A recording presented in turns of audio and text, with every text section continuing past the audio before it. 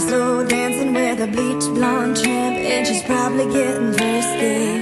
Right now, he's probably buying her some fruity little drink, 'cause she can't shoot whiskey. Right now, he's probably up behind her with a pool stick, showing her how to shoot a combo. And he don't know.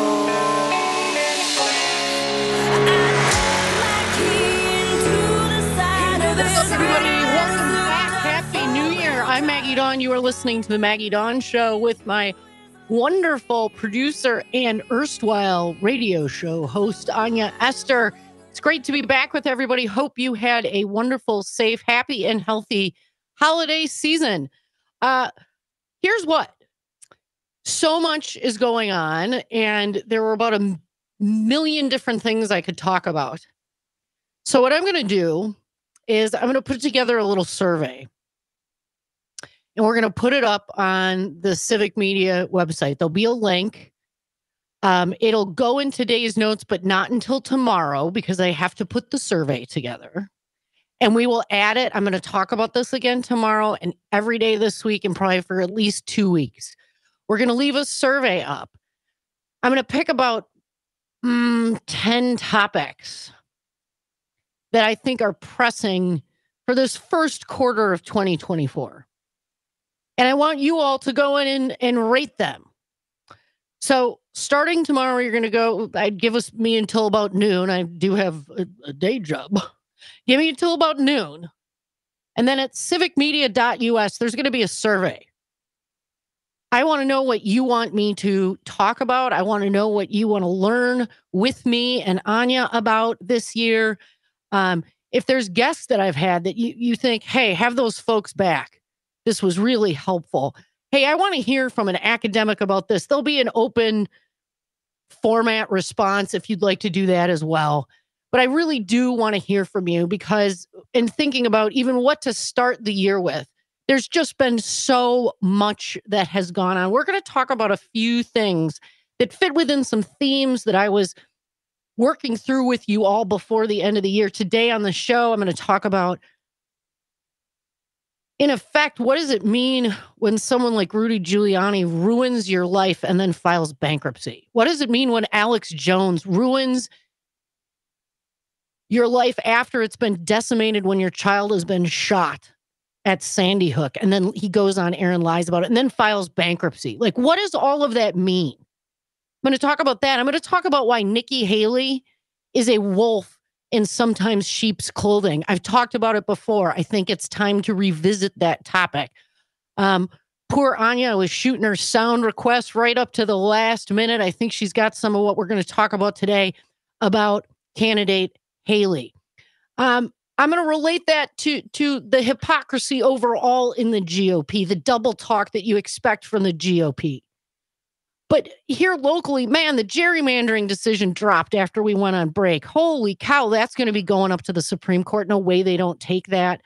Although it's possible they could decline a cert request. I just think, given the composition of the court, they're likely to take it. We've had California say, no, I'm going to leave Trump on the ballot. We've had Maine say, nope, I'm pulling him off by the Secretary of State. There are applications and issues relating to all of this pending in some, I think, at least 9 other states. Michigan said, no, Trump's going to stay on the ballot. What does all of that mean?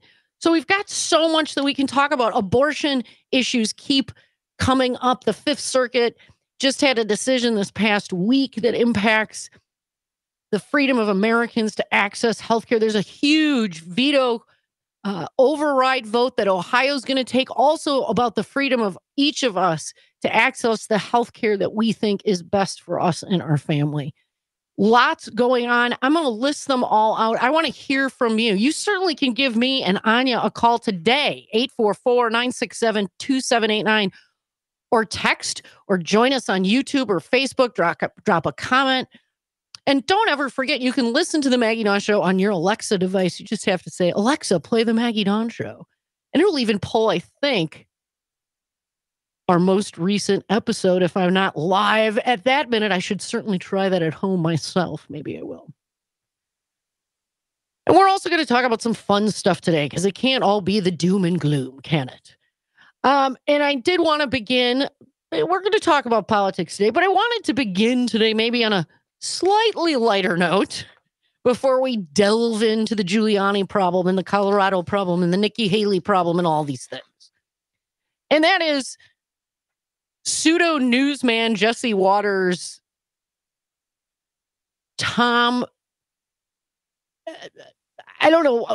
pseudo journalist Jesse Water time sucking approach to his show, whereby he thinks it's a good idea to help inform the American public by having a fortune teller come on his program. It's really interesting. It'd be more fun if we were doing a TV commentary show, because then I could show you the video. But don't worry, I will narrate it. So Jesse Waters brings on this fortune teller, and he ends up asking her, like, what's going to happen with Trump? Like, is he going to win the election? How are things going to pan out? And what ensues is awkwardness and certainly hilarity to a certain degree. Let's take a listen. This is on, I think, Jesse Waters, like a Monday night or Tuesday night. Just happened. He's talking to a fortune teller here. Let's take a listen. The English psychic who is on set to give us a reading right now. I would like, Paula, for you to give me a reading on President Trump. Just the one card? One card. One card. Let's do just one card. We like that one. To narrate, she's pulled a card. She's placed it face up. What is that? I mean, I do recognize that I'm at Fox TV. I am a sense of loss.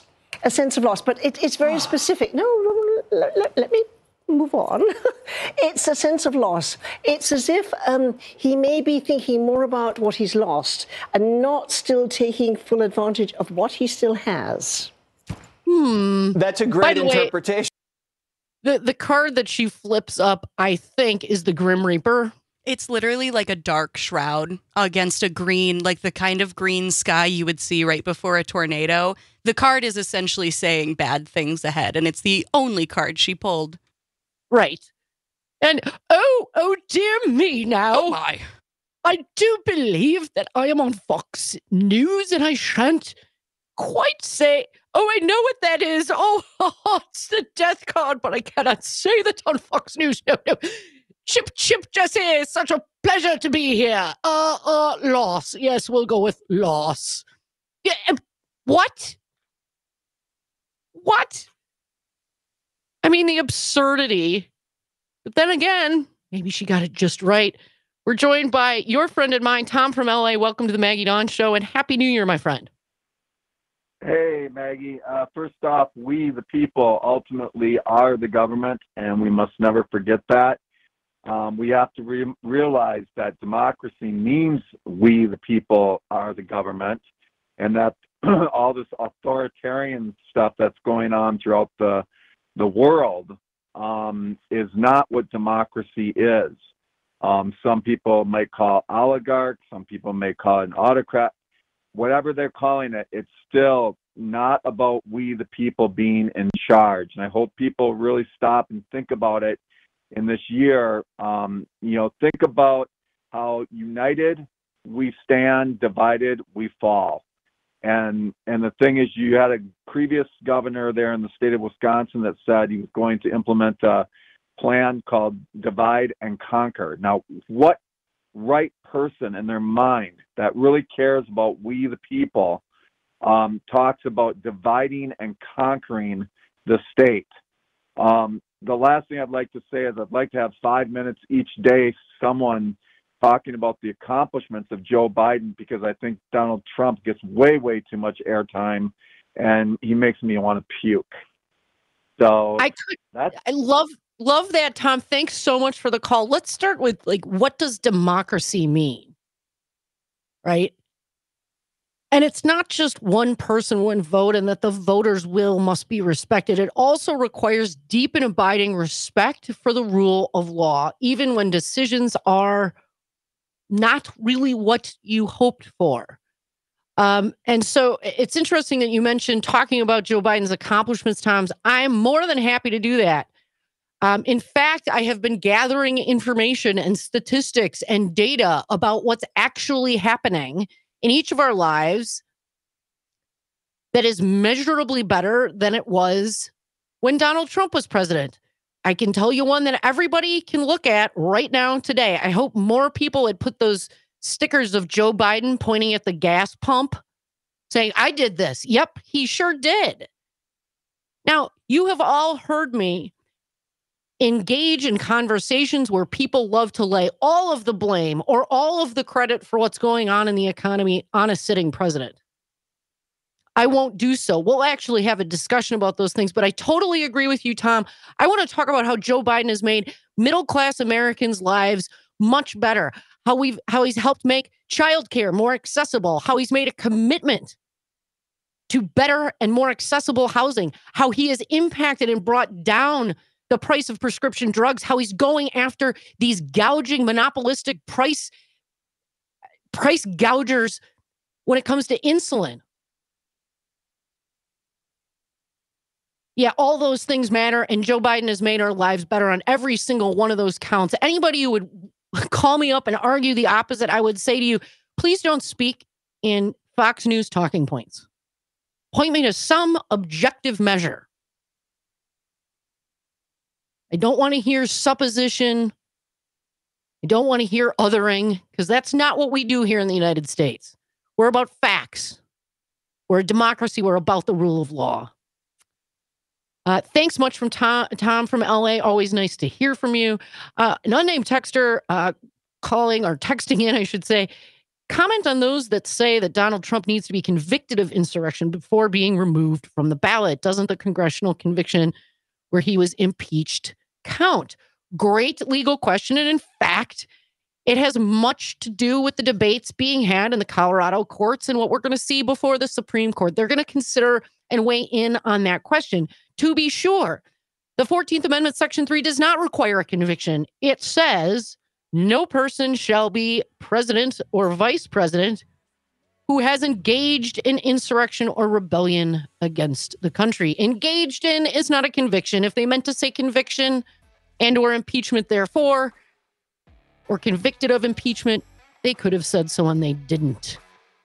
It's just a little flavor. We're getting into it. I'm Maggie Dawn. This is the Maggie Dawn Show. Keep it locked, everybody. I will be back in just a few minutes after these important messages. Give us a call or text.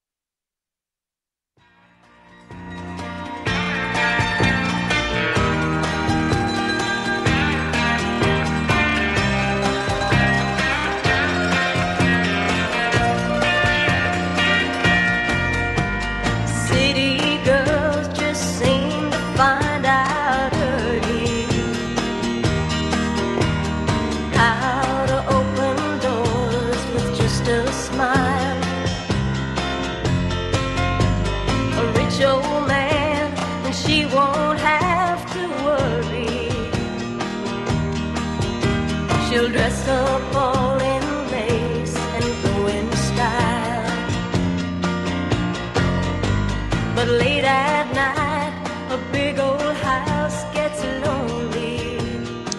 I might be a city girl broadcasting from the heart of liberal Milwaukee here on Brady Street, but you can hear me statewide on all of the Civic Media Radio Network radio station, Ashland to Richland Center, La Crosse to Racine, Wausau. Hello, everybody, and Happy New Year.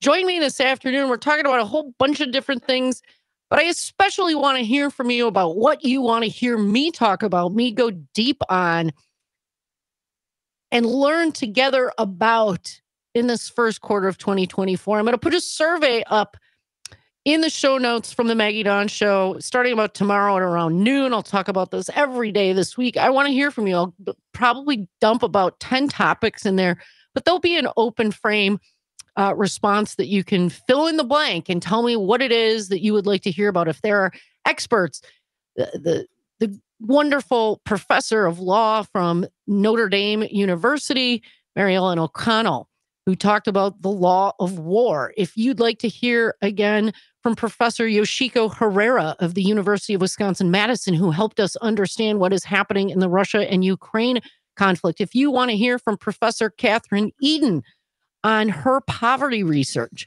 and what we can do to help all Americans, not just those at or below the poverty level, but all Americans, especially working Americans. Don't worry, she's going to be back on January 23rd. I already booked her because we had such a great conversation. I want to hear more from Professor Eden. We were talking before the break about Donald Trump being on the ballot and these differing decisions that are happening. Colorado and Maine. Colorado through a court case, Maine through a decision rendered by their Secretary of State deciding Donald Trump not to be on the ballot. This has everything to do with the 14th Amendment of the Constitution, Section 3, which basically prohibits anyone who is engaged in insurrection to ever be president or vice president. There are a number of procedural questions about who can bring a lawsuit to enforce that. Does it have to be enforced by Congress? Lots of stuff there. I think we're going to hear more about this. I think the Supreme Court's going to have to take it up. And I'll tell you right now, I would be shocked if the Supreme Court upheld the debarment of Mr. Trump from the ballot, given the Supreme Court's current makeup. As I've said before, when Colorado's decision first hit, I certainly hope that at least some of the justices reach the factual question, which is, did Mr. Trump engage a resurrection, an insurrection, not a resurrection? You may think he's Christ. But here's what I wanted to just take a minute. And I wasn't going to begin with Colorado simply because that was the last thing I talked about. It was breaking news the last day I was on the air. But yesterday, a man after hours shot up the Colorado Supreme Court building. And when I saw that headline, I thought, oh my goodness. This has happened because the Colorado Supreme Court banned Trump from the ballot. Now, it doesn't appear that that's the case.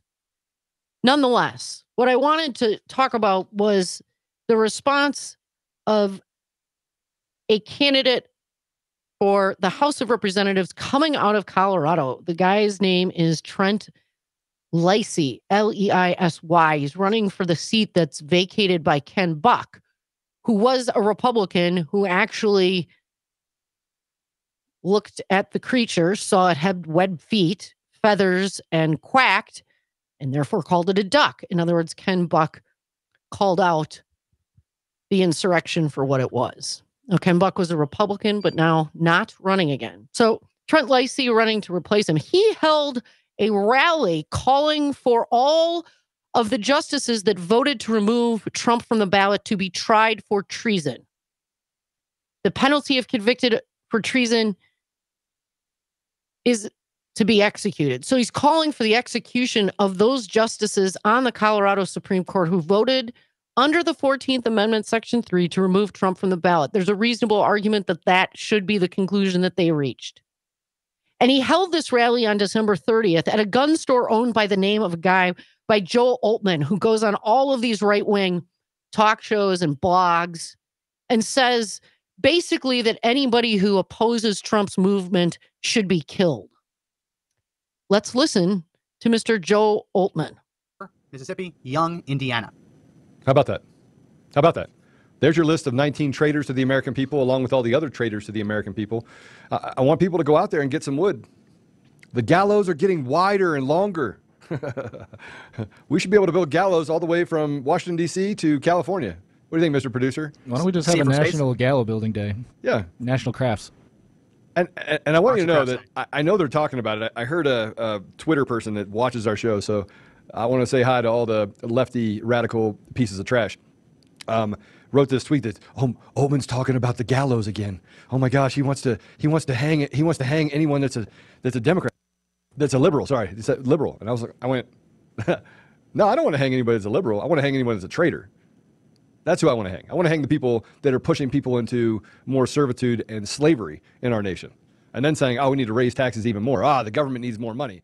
They lied about that. You didn't say hang every Democrat. You were talking specifically about treason, which is a potentially capital offense. And as we've talked about on this show, treason is defined in the Constitution. It's a high bar. It's not every Democrat. Well, you still could find enough traitors in this nation to stand together on the radical left that you could probably build a gallows from New York City or from Washington, D.C. all the way to California. You probably could do that. Okay, then. Right? I mean, the producer who's talking to him is trying to back him out of it, right? A producer trying to produce right there, trying to walk him back from that horrible idea. Right. And he basically says, yeah, I'm talking about treason, but there's thousands and hundreds of thousands of people from the radical left that should be hung. And he equates those that advocate for higher taxation for whatever purpose without any qualification as traitors. That would include me. That would include me. On this show, I advocated for a higher sales tax. I have not committed treason, Mr. Oltmann. I suggest you read some actual law before you actually get on the air that people listen to and believe what you're saying and call for mass executions of your political opponents. And while political commentary on the radio, hey, wait, that's what I'm doing, should always be entertaining. And sometimes we use extreme rhetoric to help drive home points. But it should be rhetoric. It shouldn't be incitement to violence, incitement to assassination, political assassinations. It also shouldn't be damn wrong and damn dumb and completely extrajudicial, outside of the rule of law. Because if you believe in this country, Mr. Oltmann, and yeah, I'm talking right to you, sir, as well as your co-conspirator, Trent Lacey, if you believe in democracy and you believe in the United States, then you must support the rule of law. And nothing that you've said, sir, squares with the rule of law. I have supported higher taxation. I have not committed treason. And by the way, disagreeing with your dumb ideas did not make me a traitor to this country. I'm Maggie Dawn. Keep it locked. We'll be back with more after these important messages.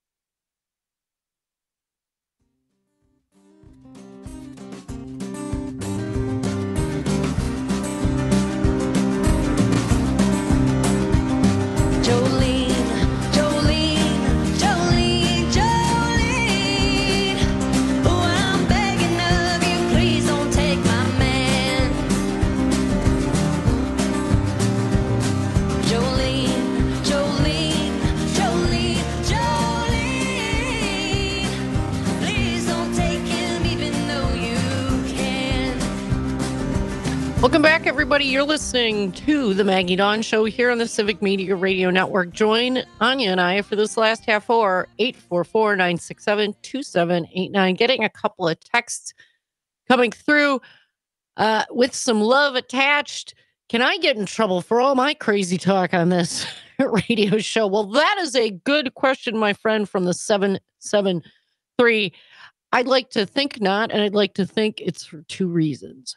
The first is I never lie. I never exaggerate anything just to make a point. If I get something wrong and I find out about it, I'll correct it. The second thing is the opinions that I give are only my own. I don't represent anybody else when I come on this station. Yes, I'm a civic media host, but what I say, I only speak for myself.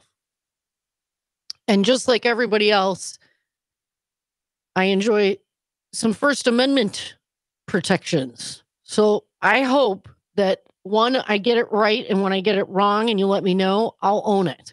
Two, I don't defame anyone, especially private citizens. I don't engage in conspiracy theories.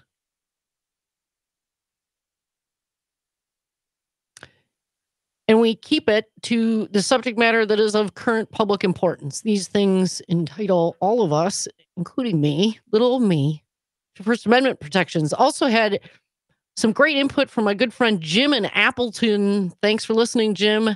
Happy New Year. If these people really want us to go back to the 1950s, let's bring it on. First thing that we do is re-implement Eisenhower's tax plans. 90% of tax on anything above $1 million. It wasn't quite that simple, Jim, but it was a lot like that. Tax rates are lower now than they've been in decades. So I do think people would be a little shocked as to what that would all entail. But let's get back into it. Don't forget, check out Thanks for the Hearts, my friend from the 773 on the text line. You can join us on the call and text line 844-967-2789. Don't forget, you can weigh in on what you want me to talk about. You can direct this show. Your input will be taken under advisement. We're going to have a survey up tomorrow. You're not going to want to miss it. I'll keep it up for a couple of weeks. I'll report back to y'all on what I discover about what you want to hear about. But today you are stuck with me and my thoughts for better or worse. If you tuned in today because I've been talking about this gosh darn Chevron doctrine, about how the Supreme Court's going to destroy that in this next session that it is in, do not fret, my friends. I will cover it starting on Monday. I'm going to tie that to a discussion about Supreme Court ethics. The reason I'm saving it, it's a little complicated. I wanted to get my radio logic going again after a week and a half off because I want to make sure I bring you the best explanation that I can. I got to tune myself back up. So I hope you permit me this time to get back in the saddle with y'all. So stay tuned on Monday. I believe that'll be January 8th. I will be talking about the Chevron doctrine and what possibly might replace it. If you all don't know what that is, it's basically the rule of law that determines when courts will say a regulation is illegal. And in short form, the rule has been for many decades now, 50 plus years, that if the regulator created a rule and the underlying legislation wasn't clear or specific as to render that rule unreasonable or inappropriate, the rule stands. There's deference, Chevron deference to the judgment of the regulator. That's going to go by the by. I'm going to talk about it. But getting right back into where we were talking about, in Colorado, this wackadoo guy who's trying to become like right of Donald Trump, who's running to replace Ken Buck. He's calling for basically the execution of the Colorado Supreme Court justices. This ain't how we do things here, people. That is not okay rhetoric. Trump will appeal Colorado's decision to the Supreme Court. He'll appeal Maine's too. That's what should happen. The big question is, what do we think the Supreme Court should do? My personal opinion is this.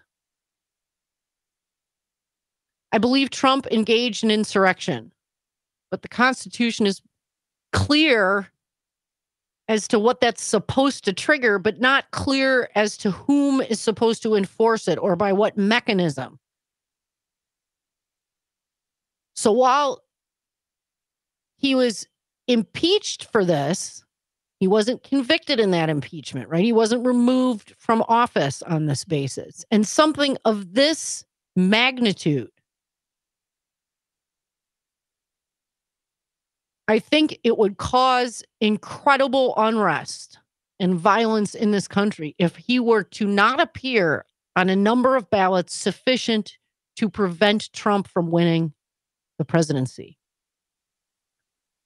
So if by the time the Supreme Court rules, it is inescapable that Donald Trump will be the GOP's nominee, I think the Supreme Court should reach a factual conclusion, but establish a clear process and procedure for whom is to make that judgment under the 14th Amendment. But I think ultimately in this moment, it would be violence provoking if Donald Trump were to not be on any ballots. And I don't mean any, zero. I mean removed from a single one. That is the narrative he has been promoting. It's the fig leaf behind which he has sold his bill of goods to people. I think that is dangerous. And by the way, the Maine Secretary of State ran as a Democrat.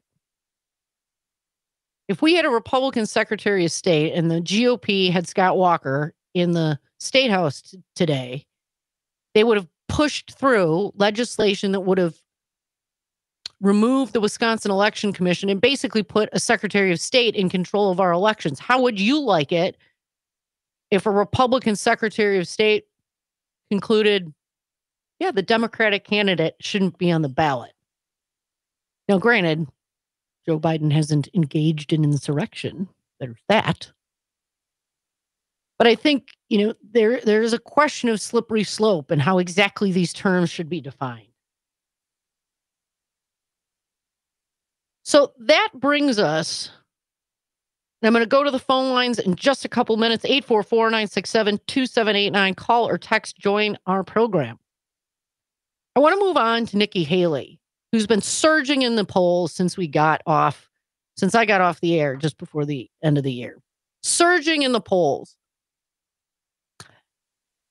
And I have advised and admonished us all not to be fooled by Nikki Haley's apparent reasonableness, because the brand that she's selling is just as dangerous to working people in this country as is Donald Trump's. She just commands the language better and doesn't say the really, really extreme things. Except for last week. Whoops, daisy. She was at a town hall, was asked, what was the Civil War about? And the answer to that is slavery. But this is what candidate Haley had to say. What was the cause of the United States Civil War? Well, don't come with an easy question or anything. I mean, I think the cause of the Civil War was basically how government was going to run, the freedoms and what people could and couldn't do. What do you think the cause of the Civil War was? I'm sorry? I'm not running for president. I wanted to see yours on the cause of the Civil War. I mean, I think it always comes down to the role of government and what the rights of the people are. And I will always stand by the fact that I think government was intended to secure the rights and freedoms of the people. It was never meant to be all things to all people.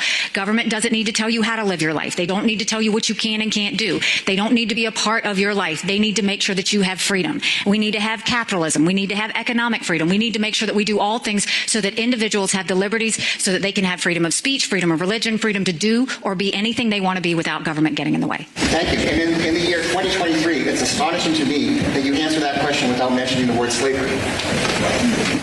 What do you want me to say about slavery? No, you answered my question. Thank you. Next question.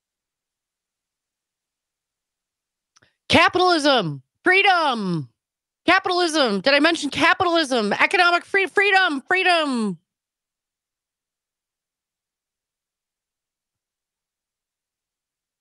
The inhumanity there is stunning. She was in South Carolina, by the way. In South Carolina. South Carolina was the first state to secede from the Union. In their secession paperwork, they explicitly said, we're seceding from the Union because we want to own slaves. We don't think the government should tell us that we can't own people. Are those the states' rights? Are those the freedoms, Miss Haley, that you're talking about? By the way, there was a massacre at Mother Emanuel Church in Nikki Haley's state while she was governor. That was racially motivated. She helped take down Confederate statues. I'm sorry, candidate Haley, what was the Civil War about? And when prompted, your response isn't, I agree. Yes, of course it was about slavery. We're not supposed to own people. She wasn't shocked by her omission. What she said next tells you who Nikki Haley is. What she said next was, what do you want me to say about slavery? I have an answer. How about it's bad? How about racism and white supremacy is bad? I'd like to hear that from you, candidate Haley. Can you muster that up? What she showed you there was abject, unrelenting cowardice. All she would have had to do, and we could dissect all the capitalism, right? Freedoms. Yes, I actually agree with her about a lot of that. All she would have had to say is, if these are our principles, and here's where we agree, here's what I agree with Nikki Haley. We do preserve individual choices and freedoms over state intervention into our private lives. That is an American value. It's a Wisconsin value. Guess what? That means people get to pick their health care, candidate Haley. doesn't it? What do I mean by health care? Reproductive care, gender care. So we agree on those values, Nikki Haley. But what I don't agree with is when you use those values and you pervert them and you twist them around to implicitly demonize Black and brown people and immigrants because you're in South Carolina and you don't want to tell white people in South Carolina that slavery was bad. Shame on you, Nikki Haley. Northwoods Terry, you're on the Maggie Dawn Show. What's up, my friend? Oh, I was just at the casino, Maggie, and I just was joking with a woman at a machine, just making small talk. But anyway, we swerved to politics, and I think I initiated by saying, God, they want us to work till we're 70. The body wears out. And she started it on the current guy in the White House saying he takes vacations all the time. He's always on vacation. We've got to get him out of there. He's always on vacation. What about the other guy playing golf? She had no response to that.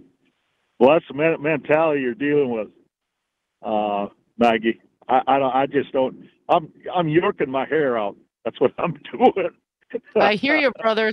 Thanks for listening. Be safe out there, Northwoods Terry. I'll just say this on his comment. Forget about whether Joe Biden or Donald Trump or Barack Obama took a vacation or 2 or 3 or the most that any president has ever taken. That's Donald Trump. Forget that. Do we want to work to 70? Do we think Social Security should be eliminated? Because those are the policies supported by the GOP. Or do we believe, as I believe all of us Wisconsinites do, that if you're willing to work 40 hard hours every week from the time you're about 20 to 65 or 25 to 65, yeah, you should be able to retire. You should have affordable health care, affordable prescription drugs, and be able to live a life in dignity. That's an American value I stand behind. Keep it live. By the Ad Council. This is The Shaw, WAUK.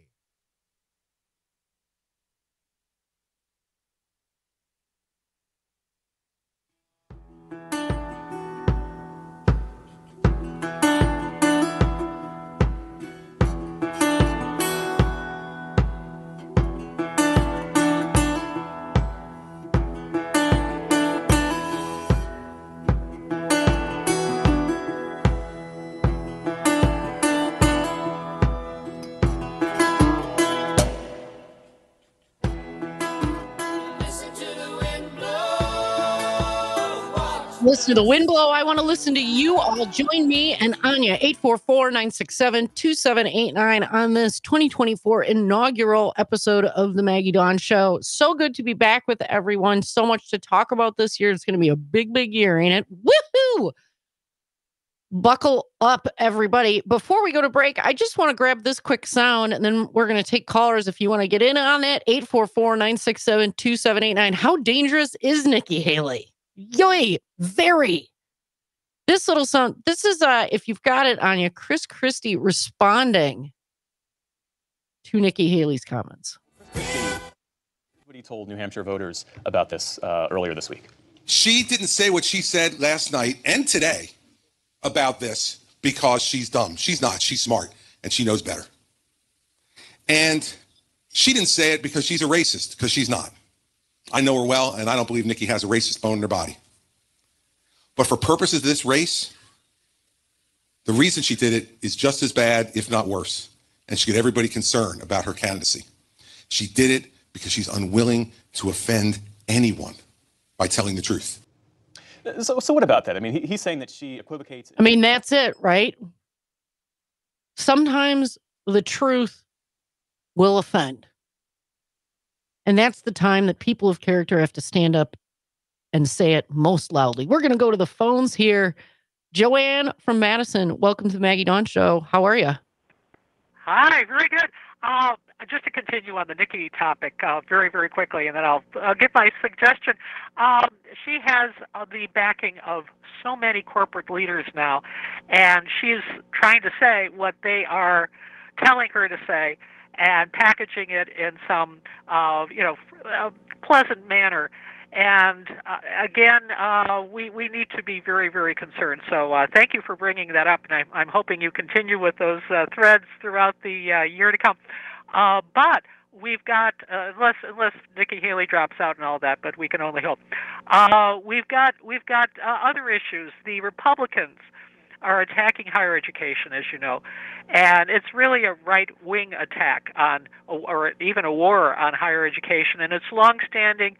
What happened to a very distinguished scholar today, Dr. Gay of Harvard, is going to be happening to a lot of people. The knives are coming out. And what it's doing, again, we can talk about the important political aspects, but I think there are some personal aspects, because a lot of very bright students are being counseled against higher education by their parents, by their advisors, with that notion that all you learn in college is indoctrination, leftist indoctrination and all that, which of course is not true. That's absolutely ridiculous, and those early years are very, very important to spend in some productive setting like higher education. I mean, I know there are some jobs that may be as wonderful as higher education, but very few are. So again, if you can tackle those topics for the future, I'd be very well. I'll be keeping listening anyway, but I'd be especially appreciative. Thanks again. Thanks, Joanne. Let me just say this about Dr. Gay, who resigned as president of Harvard. She was the first Black female president in Harvard's history, oldest university in the country. They've had 30 presidents. There are serious questions about Dr. Gay's lack of citation in her work. Now, I have a master's degree. Let me just say this. Using the common construction to articulate specific theories and lines of analysis, arguably, yes, should be cited, but they do not amount to stealing ideas. When you work in niche fields, that is often what happens. And there are common constructions that are used. I will simply say this. Black women and Latino women and LGBTQ folks and Black men and Latino men in positions, and anybody who is not the dominant historical category of folks in a job will have their mistakes scrutinized at a level and used to eject them from their positions in a way that white men generally do not. Mark from the SAC, you are on the Maggie Dawn Show. Yeah, thanks for taking my call. I'd point out that as the 14th Amendment, that any office under civil or military under the United States, that in Federalist 69, I found this the other day, that Hamilton points out that the presidency is an office elected under the United States, and that the president is subject to prosecution and disgrace if he violates the law. I mean, that I'm probably not quoting it directly. That Trump was involved in the insurrection and has actually given aid and comfort to the insurrectionists. And I think that's really key. Sorry, Mark, got to cut you off. We're running out of time here. That's really key. What does the word engage in? As the Secretary of State in Maine said, he set up all of the tinder, right? He assembled it. And then when it came time, he happily lit the match. It's metaphoric, but that ain't engaged. I don't know what is. Gene, what's up? You're on the Maggie Dawn Show. Hi, thank you so much. Happy New Year and great job. You do an outstanding job.